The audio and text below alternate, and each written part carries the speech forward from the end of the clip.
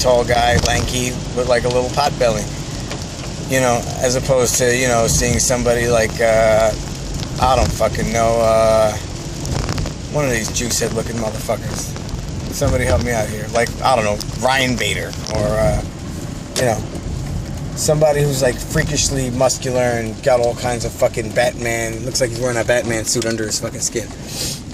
Anderson Silva is not super strong, and you know, he's not really young, and his game is not one-dimensional, but because he has pretty much every facet except for the wrestling down, and he's got good takedown defense, but he's pretty much out there to dance on you and break your fucking face.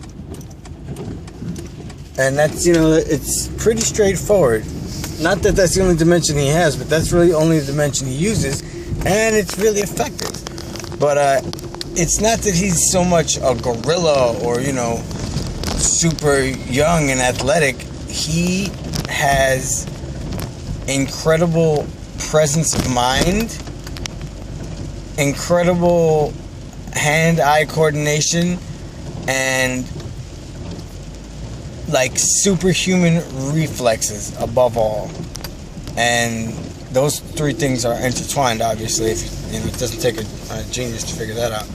But what makes Anderson Silva so dangerous, specifically striking, is that as you don't even have to wind up. As you're firing a punch from the hip, he will know exactly where it's going to go, move his head just an inch or a fraction of an inch, enough so that it grazes him or doesn't hit him in a bad spot, and in the same motion catch you flush.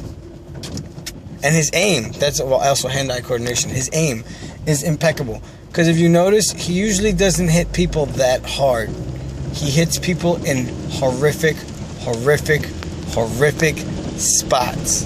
That's why the wrestling is really the only thing that works against him, because anytime you attempt to have a striking exchange with Anderson Silva, I mean, you are putting yourself at a very high risk to get fucking cracked and bad with a knee, a kick, a punch, an elbow. You don't know what the fuck's coming, you don't know where it's coming from, but as soon as you commit to a strike, he's going to hurt you. And oftentimes he'll just use the first round. I feel like he uses the first round to measure that, and he will dance around and he'll watch you and track you and measure you.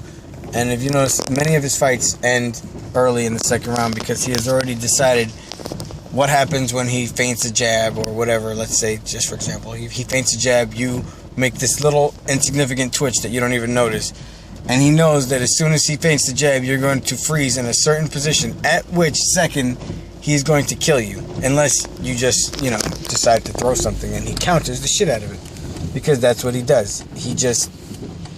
He's like Neo in the Matrix. He must like slow time down with his vision, and just, you know, that's the name of the game. So Chris Weidman, what he's gonna have to do is do what Chael Sonnen did, but better, and just put on your steel-toe boots and your hard hat, pack your lunchbox, and go to work. Get in there, dive at his fucking waist, and, you know, thighs, hoping not to catch any. Pull him to the ground and impose your will on him without getting submitted. Because honestly, I mean, if there was no Anderson Silva in the middleweight division, I feel like Chris Weidman would be the champion. That's how I feel about that. But Anderson Silva is there, and he is possibly the most skillful fighter, probably pound for pound, anywhere. Because people make an argument for John Jones, but John Jones is just freakishly large for his weight division and a good wrestler, and he throws wacky, unorthodox things that people aren't used to. But those are people who do not have the reflexes of fucking Anderson Silva. And also, you know, people that are usually much smaller than him. Not that John Jones isn't a great athlete, but you know, you're comparing apples to oranges. But my big prediction for Weidman versus Silva is that Weidman will become TKO'd. Maybe even submitted. Probably late third or early fourth round. I think he's gonna survive a while. But honestly, I don't see how else it could go. I mean, if you got any intelligent, somebody with an MMA IQ, you got an intelligent argument about how Chris Weidman pulls this off or whatnot, I mean, go ahead, let's have a back and forth, because, you know, I tend to not like most of the champions in UFC, but Anderson Silva, you know, he'll fuck you up and he'll do it and make it look funny. Like, he'll put his hands on his waist and dance and then knock you out. I mean, you know, and people say he ducked this guy. He's never ducked anyone that I know of in the middleweight division.